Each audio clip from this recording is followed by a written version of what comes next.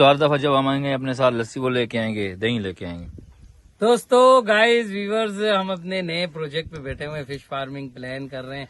और fish farming जो इस दफा हम कर रहे हैं तिलापिया मछली की कर रहे हैं। साथ उसके साथ इंशाल्लाह हम सिल्वर भी डालेंगे, उसके बारे में भी बताएंगे। साथ ही साथ हम यहाँ पे एक सोलर पैनल लगा के और उसकी भी वीडियो बनाएंगे। साथ साथ आपको दिखाएंगे कि सोलर पैनल के साथ हम कौन सी मोटर लगाएंगे और किस मोटर के साथ हम इंशाल्लाह अपने तालाबों को फिल करेंगे।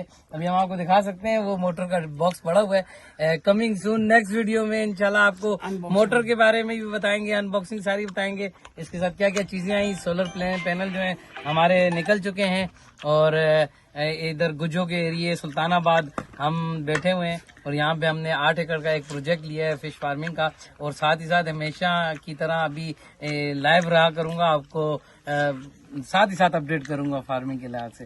अभी हम गर्मी बहुत है, हदवाड़ा खा रहे हैं, एंजॉय कर रहे हैं। मिलेंगे इंशाल्लाह नेक्स्ट वीडियो में।